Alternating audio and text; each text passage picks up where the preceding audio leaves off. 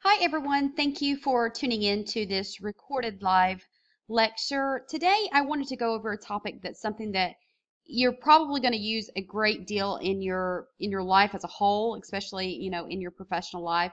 So I think it's one of great importance, and I think it's something that's really going to help you along the way. So what we're going to be talking about today is how to effectively create a cover letter, your resume, and also your references. And, it's so important to make sure that we're creating these things in a way that really grabs the attention of the person that's reviewing these documents, that gets you that interview, that could possibly land you the position that you'd like upon degree completion, or just as a whole until you complete college. So there's just so many ways that you'll use this information. All right. So with that being said, let's go ahead and jump into the cover letter. Writing a cover letter is actually not as tedious as a lot of people think. So you just want to make sure that you have the key elements in place. So with that being said, you want to always make sure that you're including, and I've got this right here, that you're including your name, your personal address, um, basically your contact information. So it's right there. It's on the cover letter. If someone wants to get in touch with you, there's no question as how to do so. So you always want to make sure that you're listing your name that you go by, obviously. So if you go by your middle name, I would suggest putting S period, your middle name, and then your last name, because you want to make sure that you are giving your legal name. And that kind of ties into hiring documents. So for instance, my husband's name is Stephen Craig, and then he has his last name, obviously, Davis. So Stephen Craig Davis. Um, and when they're pulling past employment records and things like that, if he were just to tell them my name is Craig Davis, well, a lot of his stuff's going to come back Stephen Davis. So it kind of gets a little confusing. So when we put either the full legal name or just putting the S period and then Craig Davis there, it helps them to know, okay, this is the same candidate. So just kind of something to keep in mind there. And then, of course, you want to list your personal address. Sometimes this is important for a lot of reasons. When they're doing hiring checks, they like to look at, your past residencies and things like that. So listing your personal address can work for that. Also, sometimes things need to be mailed to you. So again, it's kind of convenience purposes things there. And we always want to make sure that we include a personal email address. I would not necessarily recommend using an email address for let's say an organization that you currently work for and you're searching for a new job. So I wouldn't do that. You always want to make sure you include a personal email address. Now, with that being said, it's very important that you have a professional looking personal email address. And I think that's something that a lot of times people overlook. So you don't want to put, I'm trying to think of something here, but let's say you have an email address that says, let's see here, that says Mackenzie's mom at gmail.com. Okay, that's not very professional. So we want to, if you don't have a professional email address, create one. Go to Gmail, go to Yahoo, create a new email account simply for hiring purposes. Okay, so you want it to look professional. You want it to, of course, lots of email addresses are already taken, but you can make it your own just by throwing some numbers in there or whatever. Just make sure it's not very not too personal, if that makes sense. Okay, and then down here you want to list a good contact number for you. Don't forget to always include the area code. I have even students in my classes a lot of times will send me an email asking me to contact them, and they'll only list this portion of the latter portion of the phone number. They don't list the area code. Well, we have to remember that because we're in a global environment, we're not always going to be in the same place. So I live in Alabama. I'm not sure what your area code is, so you want to make sure you include the whole thing there. All right, then you're going to come down. You're going to come down about 2 spaces, and you're going to enter today's date. Okay. Now I just have a random date in here, obviously, so just something to keep in mind with that. But you'll want to enter today's date, the date that you're probably sending out this information. Down here on the next spot, you'll want to list the company for whom you're sending this information. You'll want to list the company's address. So we're going to say that we're applying to ABC Hospitality Company. So we want to put their organization name there, their company name there. We want to list the company's address as well. And I know sometimes my students go, well, how do I know what the company's address is? It's really easy, guys. Google it. Just Google ABC Hospitality Company in wherever the location is, Birmingham, Alabama. Of course, a lot of this stuff is, fictional for example purposes, but you'll just simply look that up, look up the company's address, and put that in there. You'll come down about 2 more spaces, and this is where you're going to include a salutation and preferably the person's name who's going to be receiving your documents. So a lot of times it's very beneficial for you if you can find out who the human resources person is that's receiving your information. Or perhaps you're sending it directly to a specific party. For instance, let's say, I don't know, the director of operations is the person that's doing the hiring for the position. Well, you could address him by name. But I would pretty much assume in most cases that a recruiter is going to be receiving your information, talent acquisition at the company, an HR director of some sorts, or something like that. So I would try to find out who's going to receive your information and put the name there. Now, if you can't find that, it is okay to put Dear Sir / Madam. Okay, you can put that. It's a lot less personal, and I've found that listing the person's name takes you a lot farther. So just kind of something to keep in mind there. Okay. Now, after that, you're going to actually start the letter itself. So we're just going to kind of move down here so I can show you the remainder of the letter. But after that, you're going to start the letter itself. And the first thing you want to do in this very first paragraph, and I always say that a good cover letter generally consists of 3 paragraphs here, and I'm going to go into each one of these. But the first paragraph, you want to basically tell why you're writing. Are you writing to apply for a job? Request an interview. Be careful requesting an interview though, because that sounds a little pushy. So I would just, make sure that they know that I am applying for this position. I would also tell them how you heard about the company's vacancy. They like to hear that a lot of times. So you can see here that I have, from your company's website, I learned about your need for a regional director of operations. I'm very interested in this position with your organization and believe that my education and employment background are appropriate for this position. So that basically just says why you're writing, and it says how you heard about the position. So very general opening paragraph, shows some interest there, and then we lead into the next paragraph there. In the next paragraph, you want to briefly go over your qualifications and why you believe you'd be a good fit at that company.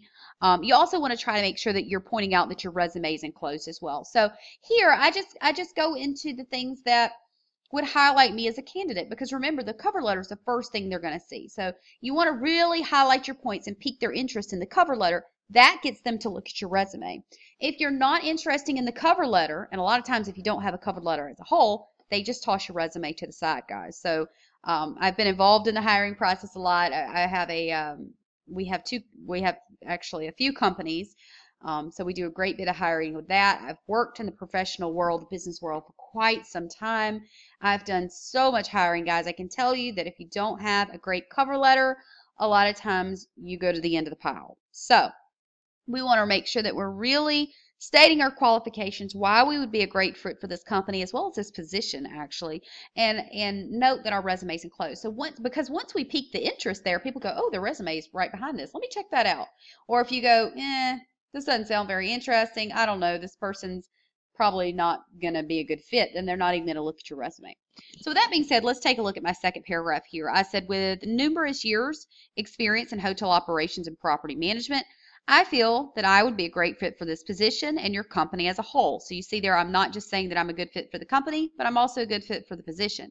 Now I need to go into why I feel like I'd be a good fit for this position as well as the company. And that's where I'm saying here, I have a strong background in hotel management and operations with ample experience working as a leader and also the developing force behind a team. In addition, I'm proficient in all aspects of hotel operations, relationship building, and possess excellent budget management skills, cost control, P&L, which is profit and loss statements, forecasting, and competitive price skills. Now, of course, a lot of you may not even know what that means, and that's okay. But just highlight your own skills. Go into what you're good at. Don't just kind of put your skill set aside and say, well, I'm not going to list that. Everybody can do that. No, that's not necessarily true. What do you have experience with? Maybe you've only worked the cash register somewhere. Okay, you have cash handling skills, guys. That's great. You need to list that. You have customer service skills. You need to list that. So there's things that you can take from any job that you do that maybe you did some kind of secretarial work or managed a front desk. Well, a lot of times that's going to be, of course, you have office skills, so you want to go into that. You probably have some form of typing skills. You have organizational skills. So there are things in any job that you've done that could set you apart from other candidates. So make sure that you highlight that here. And after I highlight my professional skills, I like to go into a little bit of my personal skills. Don't go too much into that because employers aren't very interested in that, but it's nice to know that you're a well-rounded candidate. So here I say I'm very outgoing and engaging, and I have a strong commitment to producing high-quality work. In addition to these qualities, I have ample experience in recruiting, hiring, and the development of property staff. Again, lay up your own personal attributes. What are you good at? What do you have experience with? Maybe you've taken a leadership course, or so you've got some great leadership skills, or maybe you have experience leading a team, or um, whatever it is. Highlight what it is. Highlight what you're good at. Highlight your skill set. And then after that, I say enclosed is a copy of my resume, which more fully details my qualifications for the position.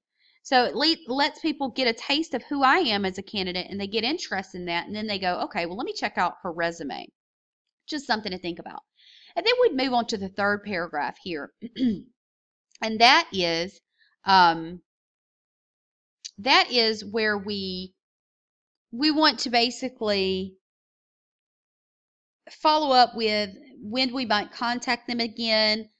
We want to make sure that they feel comfortable contacting us if they'd like to. We want to sound assertive without sounding pushy here, and that's a very fine line. So here I say, please feel free to contact me at any time regarding this position. Thank you for your time and consideration. And this is kind of where I get a little more assertive here, but not pushy. I will follow up with you next week to see if you have any questions regarding myself as a candidate. So I'm being a little assertive, saying that I feel like I would be a good candidate here, and that I'm going to follow up with you to see if you need anything about my application. So, but if we start getting too pushy and we say, I would like you to contact me at this time and this date, and to me, I feel like that's a little pushy. So I think that's a good line there. I look forward to speaking with you soon. All right, now on the closing here, guys, you want to make sure that you avoid sounding too much like a love letter is a good way to put it. I've heard people say yours very truly, or warmest regards. Certain things like that just sound a little too personal. So I would say going with something such as, some people say sincerely. That's fine. I like respectfully. Um, there's just so many ways to end that. So you want to make sure that you're doing it in a way that is not lovey-dovey, so to speak. And after that, you're going to come down about 3 or 4 lines in here, and you're going to type out your name. Okay. If you wanted to, if this was going to be mailed in, then you would want to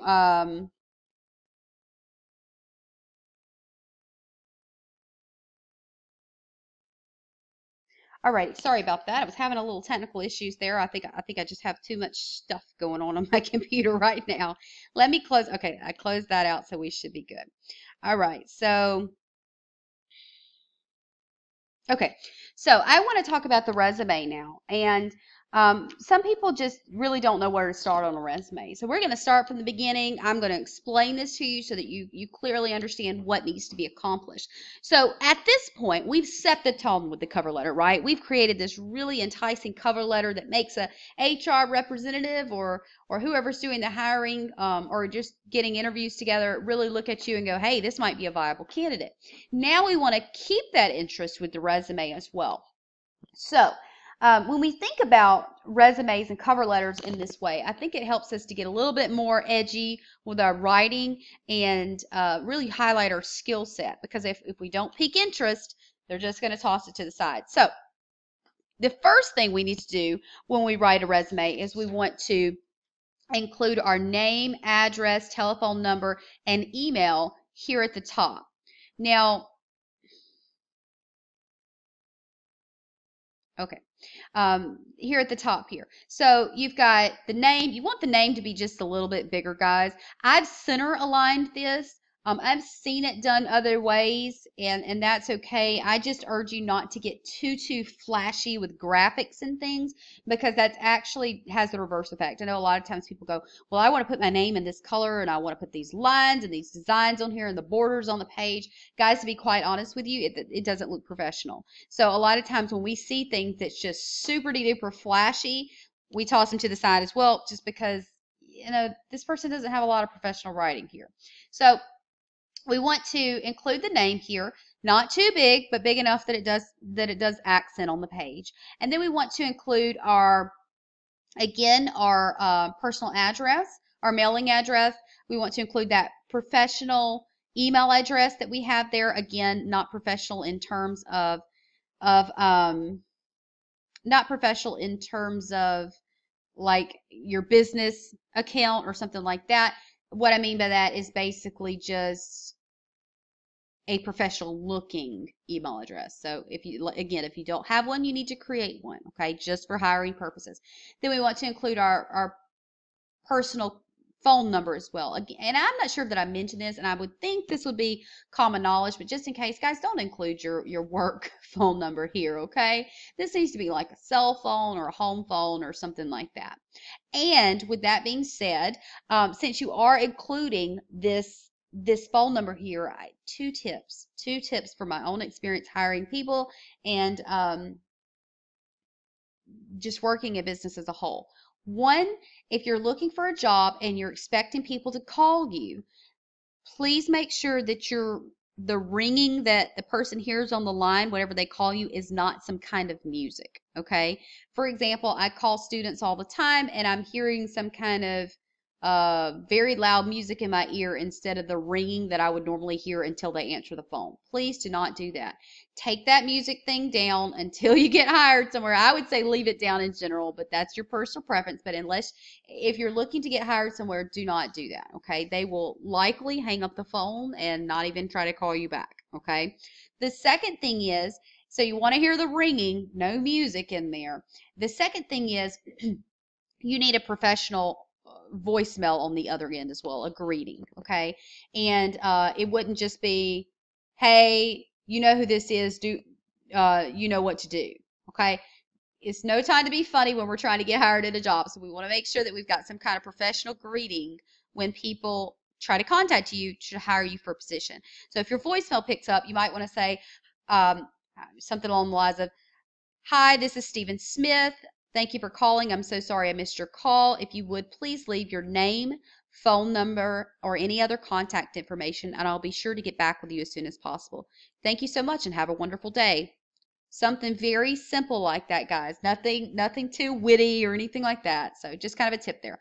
All right, so let's go on to the resume though. So we've got the name up here. We've got everything else on here really should be, well, except for our subtitles on stuff, should be done in 12-point font. You want to make sure your font is also something very generic. It needs to be something like Times New Roman or the Arial would work as well. I say one of those two things. I like Times New Roman. I just like the way it looks, but don't get anything fancy. You don't want the Georgia or, all this other stuff that's on here.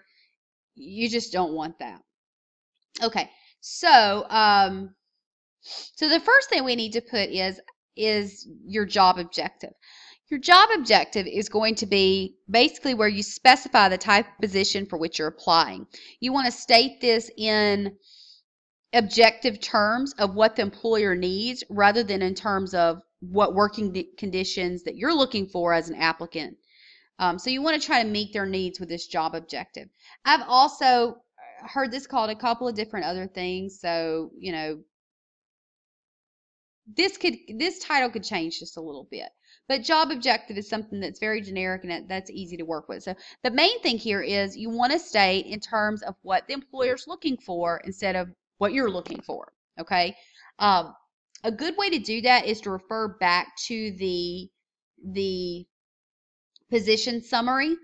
Wherever you found the job, I'm sure there was some kind of listing of skill sets and things that were required for the position. You want to go back over that, and each time you submit a resume for a job, this job objective is going to change a little bit because certain people are going to require certain things for certain positions. So you want to make sure that you're meeting their needs. Whatever they're asking for in the position summary, the skills they're looking for, that's what you want to include here in this statement. Meet their needs right off the bat.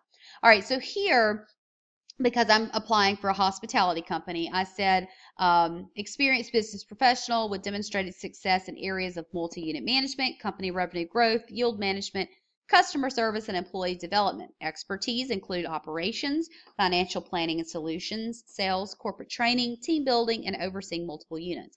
Again, I know that's a lot of stuff. Some of you might not even be familiar with it all, and that's okay. Highlight your own skill set there, though. But do it in a way that's again referring back to position summary and going, okay, this person obviously says for whatever position I'm applying for, says that the person has to have multi-unit management experience, has to have experience with revenue growth, yield management, customer service, and employee development. I'm meeting those needs with that job objection. I'm saying that I have plenty of experience in those areas. Okay, so that's what we're doing there. Now, the next area we have here, this can change. You can actually put the education behind your career experience if you want to. I personally like to highlight my education right off. I think that it sets me apart as a candidate, so it's something that I would suggest that you consider doing. Now, at this point, you might say, well, that's all well and good, but I don't have a degree. Okay, well, that's not a problem. You're still in college, so you would still list that here. So you would list your university name here or college name, whatever, the location of your campus, your main campus, and what degree you're pursuing and what that focus will be in. Okay, so here I said that my education, of course, this isn't my personal education, this is just made up, but that my education is University of South Alabama, located in Mobile, Alabama. I am pursuing a Bachelor of Science in Business Management. Okay. Now, after I graduated, I might want to consider putting on here my graduation date as well. So I might put, graduation date, May 1st, 2000, whatever, whatever year you graduate in. So that's okay. So until then, I would just kind of leave it just like that. Okay. Just a thought there. Now, after this, you're going to want to go into your career experience. So we're going to kind of scroll down here to the career experience. I've seen it put as work experience as well. Personally, I like the way career experience sounds. So it's just something to consider there. So here you're going to want to include, you're going to want to tell basically where you've worked, including the name of the organization, what your job title was, the time periods during which you worked there, the job you performed, and well, that's about it here. So that's pretty much it. I like to format it like this. You don't want to just type out a paragraph of information. That's sloppy, guys. You want to put the name of the company here, the location that you worked at, your title, and then the time frame you worked there. Okay, and you don't have to list a specific date here, but you need to put the month and the year until whenever. Okay, and after that, you're going to want to include bulleted lists. So if you're not sure where to include bullets, all you got to do is go up here and click this right here, and it'll stick a bullet in there for you. Okay, and that's what these little dots are. So here, I really went into what I did. Now, I want to stress this, guys, because I see this a lot from my students. I'll see them only say, I work the cash register. No, guys, you need to say effectively, or let's see here,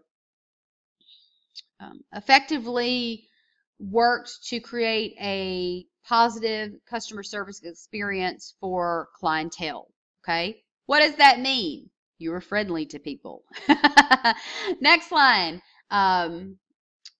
develop cash handling skills for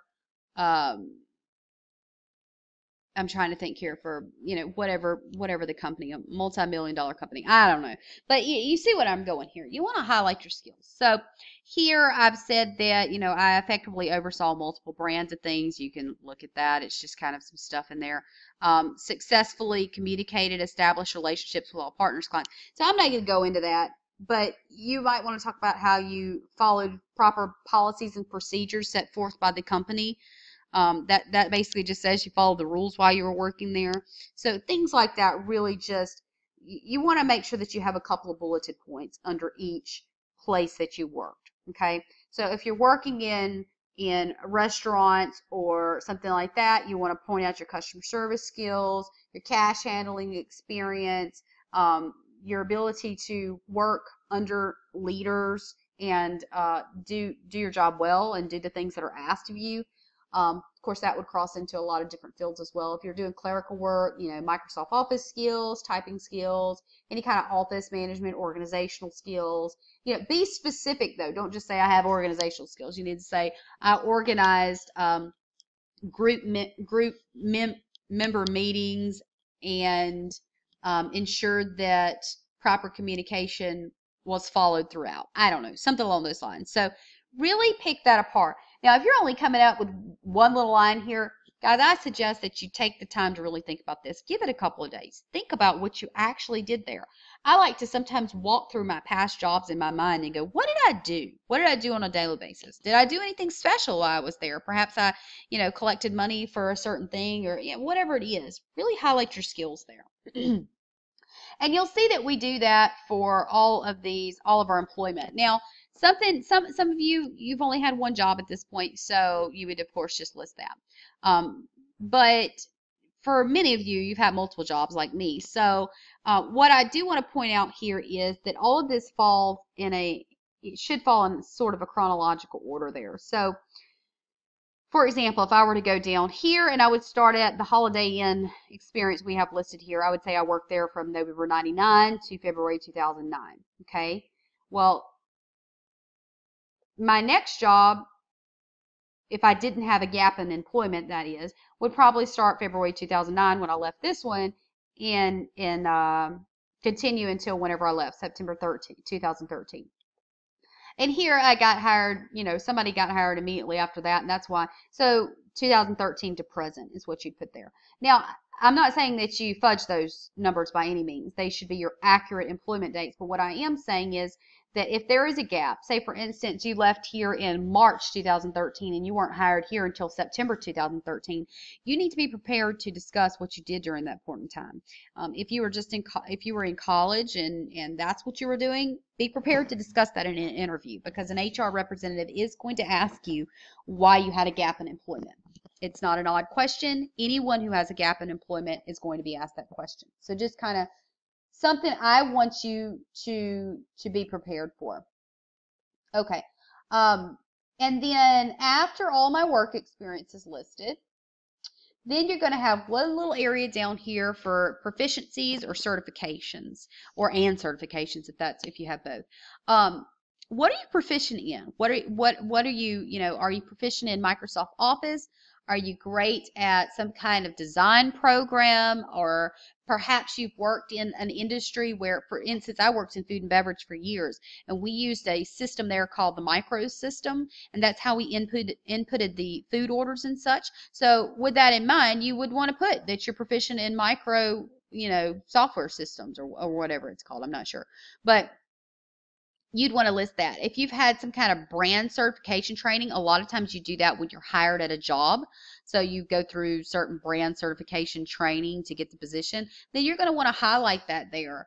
So that's pretty much what's going to be listed here. Just if you can stick 2 things on there, that's better than not having anything at all. So just kind of something to keep in mind. All right. So with that in mind, let's move on to the last thing I want to discuss, and that's your professional references. So your professional references should generally be included when you're submitting your application packet somewhere. And that's just going to be your cover letter, your resume, your references, and possibly they'll probably ask you to go ahead and complete an employment application as well. All right, so so what do we put for the professional references? Well, I like to put little professional references right here. And here you're going to want to include the name of the reference. So whoever the person's name is, I have Thomas Huffington first. Professional position the person holds, you're going to want to put what they do. Here I put, Thomas is the regional vice president. The next thing would be what the company's name is. Who's he regional vice president for? So Thomas Huffington, regional vice president, Premier Hospitality Solutions. What is he to you? He was my colleague, okay? You're going to want to put the company he works for's address. So I put the address there, 123 Blackbird Way, Orlando, Florida, a fake zip code there, obviously. And then his contact phone number. His contact phone number, first off, you always want to make sure that you've asked the professional or asked the person if you can use them as a professional reference. Why do we want to do that?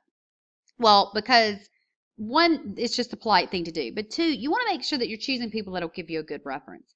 And let's say I asked Thomas, hey, can I use you as a professional reference? I'm applying for this position, whatever.